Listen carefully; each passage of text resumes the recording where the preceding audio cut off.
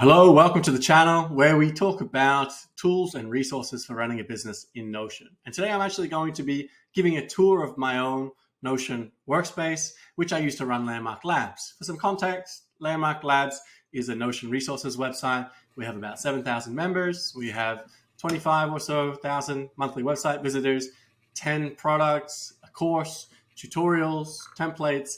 I run some services here and there. So just to give an idea of the type of business workspace that you can run in Notion. And if you're someone who is running a business by yourself and you like to experiment with a few different offerings, then hopefully you'll find this useful. Hopefully you'll get some ideas that you can steal for your own Notion setup. And if you do actually just want to start from this template, this system is called Landmark OS and it's available on our website for purchase.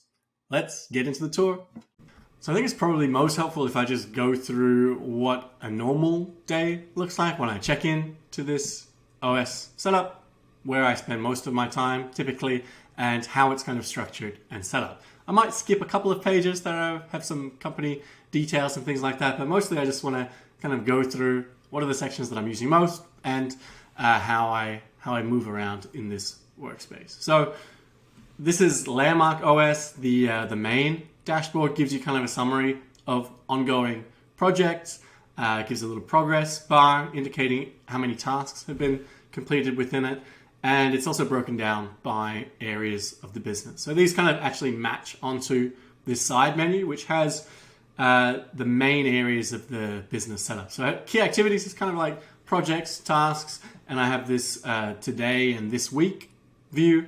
I'll probably start there actually, and then there are other areas of the business like marketing, customer interactions, revenue model performance, things like that, which we'll get into. But typically, I will probably log on, I'll hit the home dashboard, and I will take a look at the timeline to remind myself of the projects that are going on right now. And then I'll probably head into this key activities section, and I'll go to my today view. So this would be empty because there would be no view for today, but I'm actually filming this later on in the evening. And so a bit of the day's already passed and I can see my timeline for today. I don't like to do like specific task by task. I just kind of like to set some blocks for what's going on, what are the main things I'm focused on.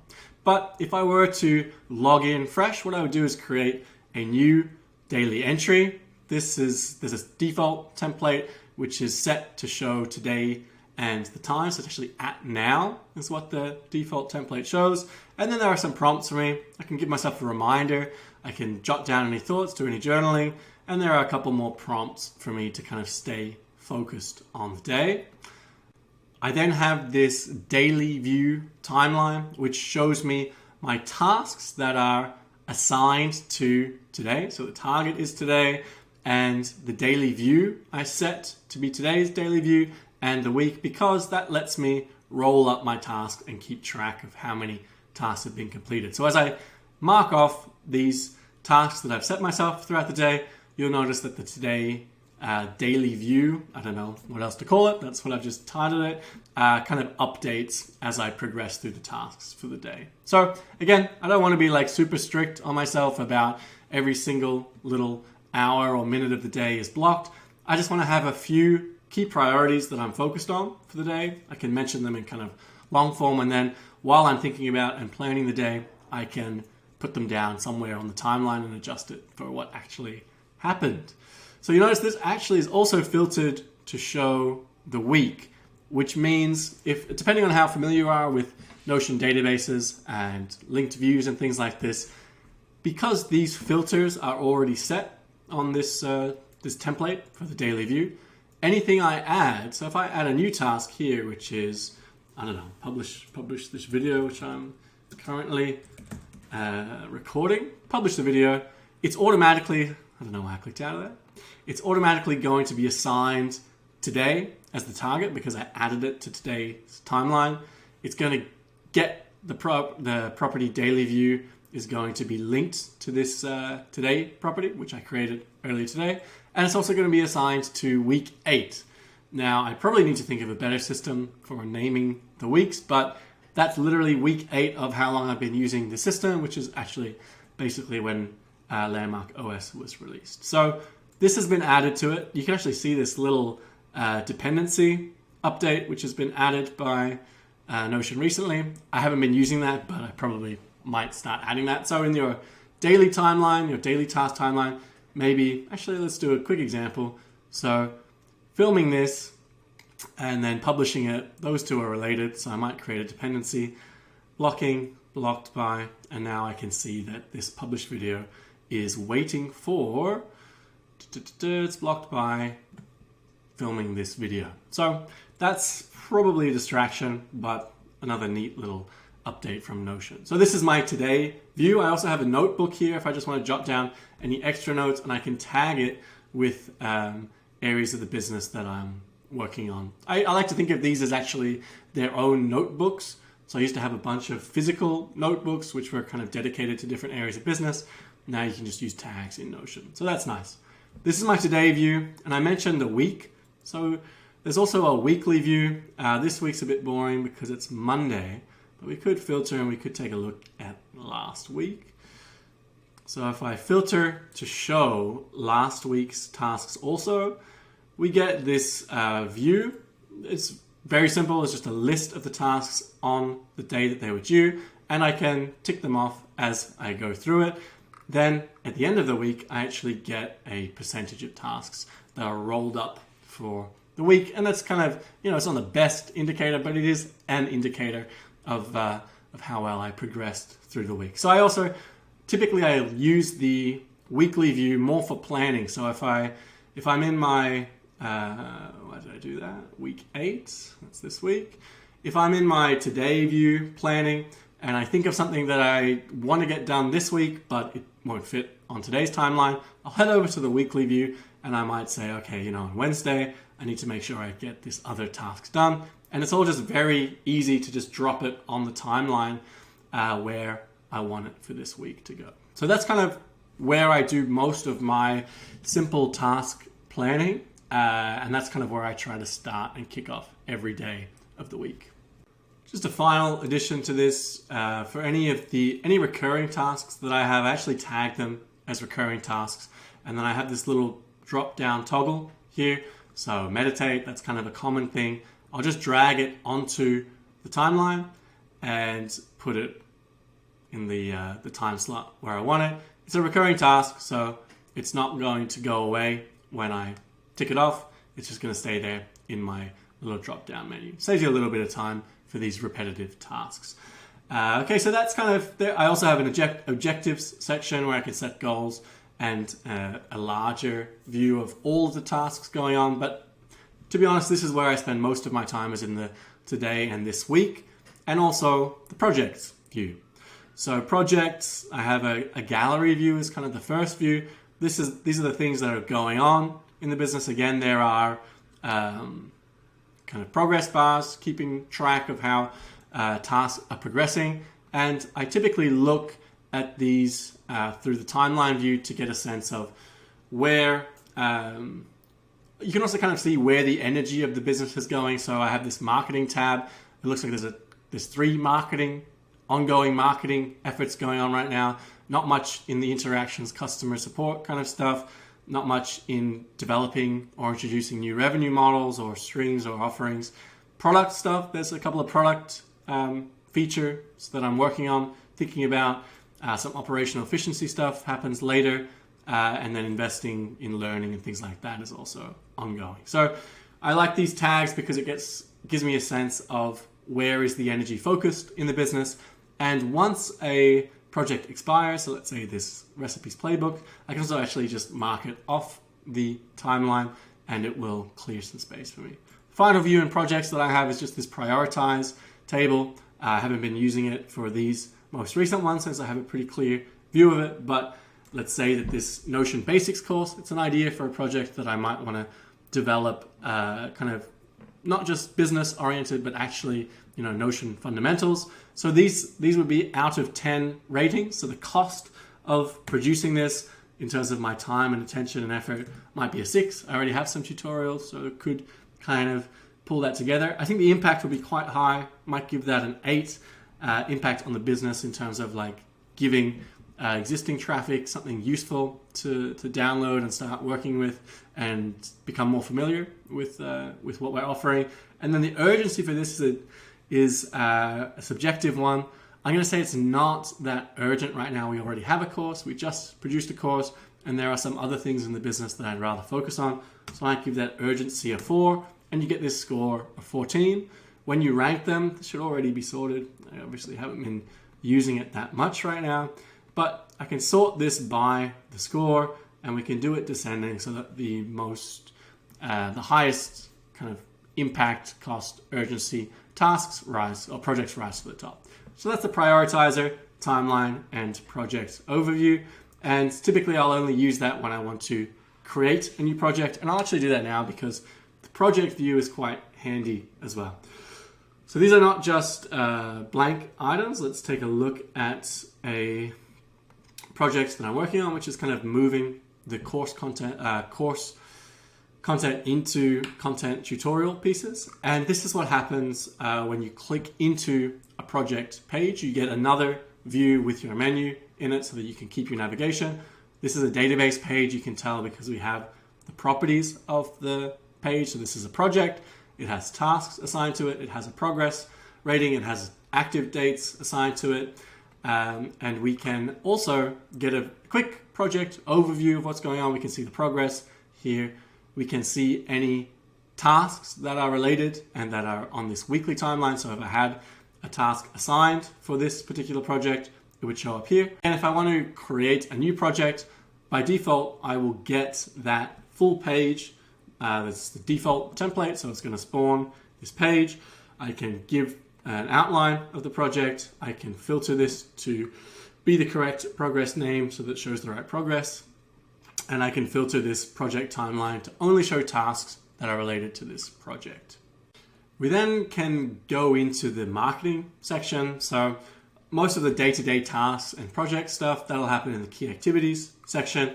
But then I just have a few different marketing specific channel areas. So I have an area for SEO where most of what I'm doing is just focusing on specific keyword research and linking that to specific content pieces, which I either create in Notion or in another editor. Now that there's Notion AI, I've been using Notion AI to help actually quickly draft content pieces. So for example, if we had this, let's get a specific one. Notion sort by priority. I think we created one similar to this. I might just create a new content item directly in this content linked or related database, hit new, click into it, and I might just open this up into Centerpeak. And let's just give the AI a chance to come up with an outline. Help me write. Tutorial article on how to sort by priority in Notion.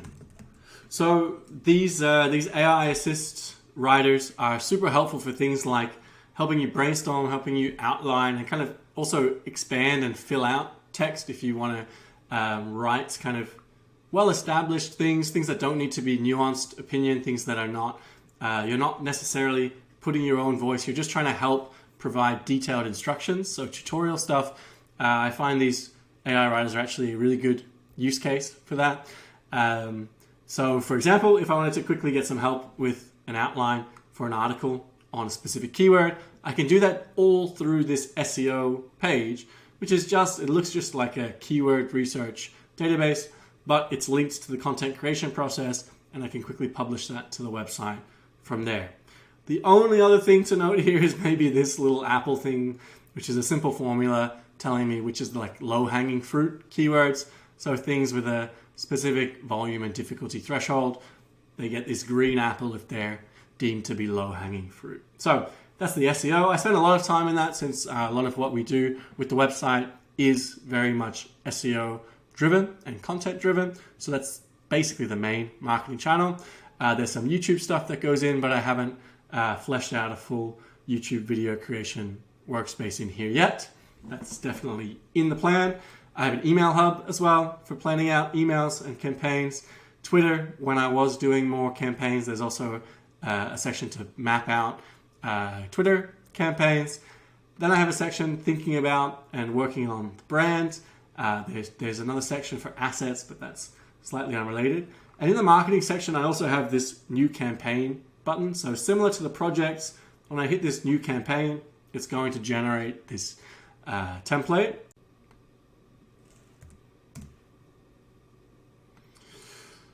But this is just another view for us to map out any specific content campaigns that we're working on. We can also list and create specific objectives if we have targets that we're working towards, and we can filter the campaign by progress here as well. So that's kind of the marketing section. Since my business is very content driven, that's what I'm focusing on. If you're more sales oriented, you might actually be more interested in the next section, which is all about contacts and interactions. So I've actually kind of removed or taken out the contacts, specific contact names and details, just because I didn't think that was probably a good idea to share in this video, since those are real contacts and their information.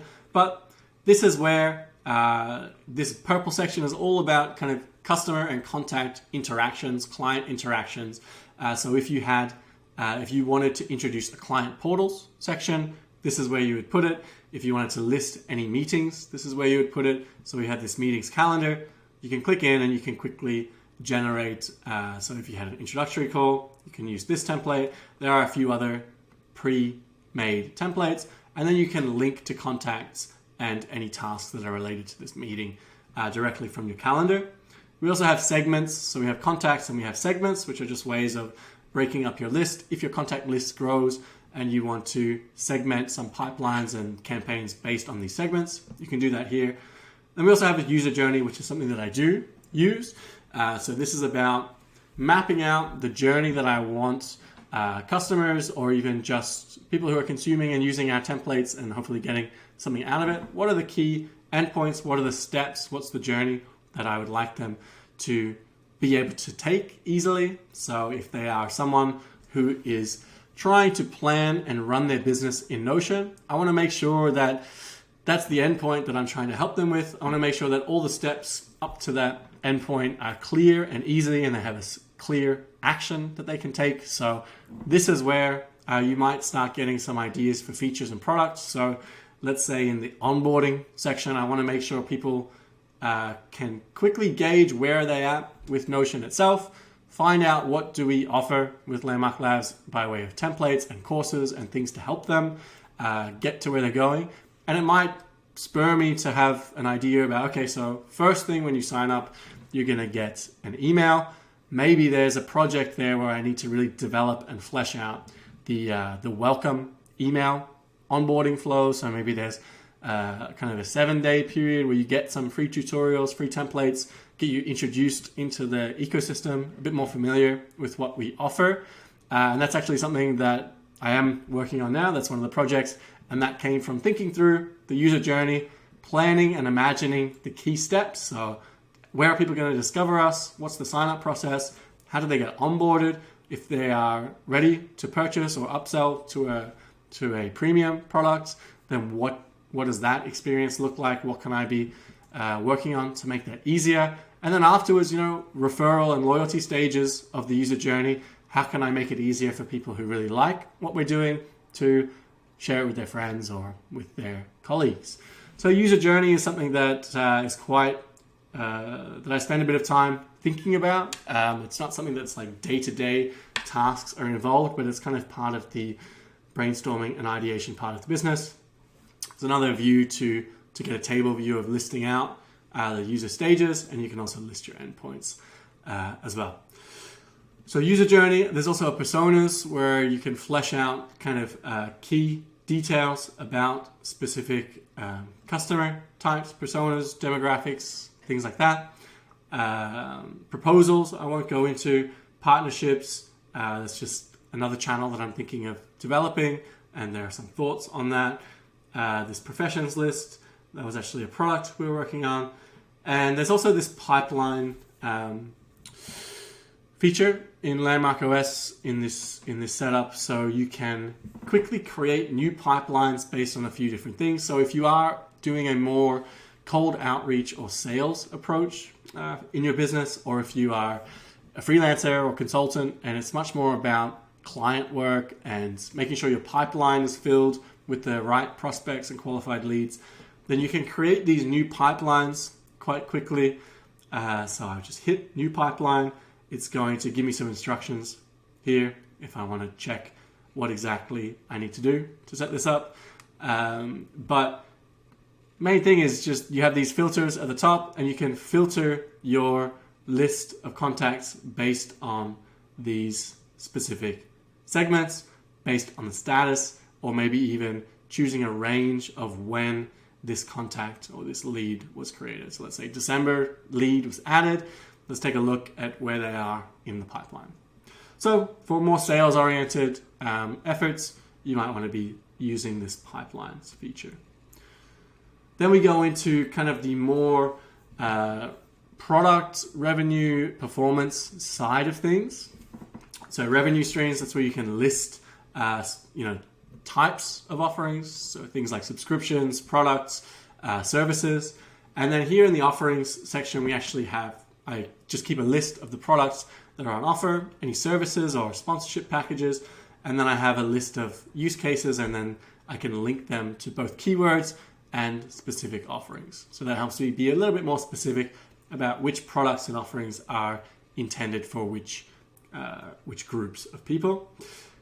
Features, I've been using this features list. So one of our products is kind of the Pro Access library, which is a massive list of templates. And so I've been using the features aspect of this workspace to list out specific template components that I want to use or I want to build, and they're grouped by category. So these are kind of, I guess, product roadmap in a way. These are things that I'm working on building, and I have a clear idea of how to create them. I just need to get through this list.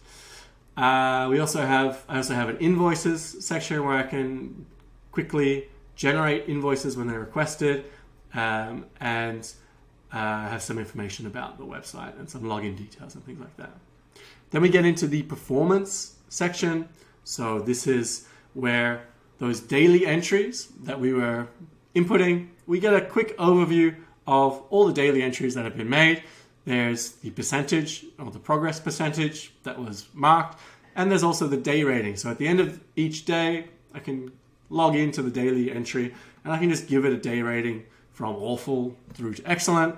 Simple 5-point scale. And my plan is at the end of this year, I'm going to do a little bit of a summary of, where did it all kind of even out? Were there any standout periods? Was there any kind of pattern to it? And what was just my average daily rating? That could be interesting information to have. So same thing for weekly performance. You can see all weeks summarized here. And then we get into things like revenue, expenses. I have a data box set up, which is linked to the Stripe dashboards and PayPal subscriptions and things like that. So that's giving me a nice visual overview. I won't go into it because that's our company revenue details. Similar for web analytics, there's a Google Analytics dashboard showing current website performance and traffic. And then if I want to create a new monthly report, so if I want to just get all of my revenue and expenses, I can just hit this new monthly report. It's going to generate a template with some items already in there for me. And then I also have this drop-down list of recurring revenue and recurring expense items that I can just drag into the report. This is being a bit slow, but you can get an idea. We have these two tables for recurring for all expenses and all revenue. You can pull these specific recurring expense items into the table, and this is the month that was just created. So I could go up and let's say that this was for December 2022. Just get a quick, nice monthly report for the revenue this month. So that kind of sums up the performance section. There's also a space where I can list any checklists or repeat processes. This is probably more useful if you work with multiple people. For me, it's just me, so I don't have that many checklists to remind myself of. And then there's a notes and research section. So the notes I mentioned, you can kind of have these tags for areas, or what I like to call notebooks. And you can actually create new notebooks. So I have this new notebook and new note block, so that if I were on, let's say I was on the SEO page, I already have a notebook there, but let's say I wanted to add another one, I could head into the notes, create a new little note block, and just jot down something. Which the reason this is useful is because then this way it's not just a random page somewhere in my Notion. It's always going to be linked to this master notebook. I just tag it with SEO. It's going to show me my SEO entries, and then I have some new thoughts about SEO, which I wanted to get down quickly while I was on that keywords page, kind of in context. So that's the notes and research. There's a competitors section, research section, which I won't go into right now. A couple of other things that I like. So when I build up I've actually archived a few things, which is why the menu is a bit cleaner. But if I'm building up a lot of these campaigns, I can also just create a new folder quickly. Could drag that up, and I could say, active campaigns. So I probably want to capitalize this one. I could just drag these campaigns that are currently underway into this folder, and it just creates a little bit more cleanliness in this setup. So it's marketing, and then I can see my active campaigns in there as well. We have the map, which is where all the databases for the setup are stored, and we have an archive where we can store things that are already completed. So if I were to head over to the tasks, these would be all the tasks that have been completed and are marked as done. And that about does it. I have this power-ups section, which I can use for some kind of on-the-fly thinking and forecasting. But basically, those are the main sections. As you can see, I've got to the point now where I can be quite focused about the types of projects and tasks that I'm working on. You can see it's a lot of just day-to-day, what am I focused on, which projects are going to move things forward most. And because I already know which marketing channels I'm focused on, it's a lot of content, it's a lot of SEO. So when I'm doing the SEO keyword research, I just open up that page. When I want to write some content, I will click in and create a new content piece. If I have a specific campaign, that's also in the marketing stage. Then any interactions, any customer support, feedback and stuff is going to go into the interaction section. And for the performance side of things, end of the month, I might check in and do kind of revenue and expenses breakdown, and any notes, research, and then I probably just keep in the notebook. So there's probably more pages in this system than there even need to be, but I like to have it there just in case I need to add on any particular day to a specific area of the business. Oh, in some ways, that was probably shorter than I think it could have been. Maybe you will disagree, but I hope either way you found it useful. That is kind of a bit of a summary of how I use Notion to run the business. And what we went through is basically everything that I need to be working on. Notion's the only tool that I use for organizing and managing the whole business, along with the website itself, which is kind of acts as the CMS for the business. So hopefully, again, that gave you some ideas. If you do want to use Landmark OS, which is what we just went through, which is what I use for my business, you can find a link in the description. And if you have any feedback or comments, or you want to share your own workspaces, then please leave it in the comments. I'd love to see it.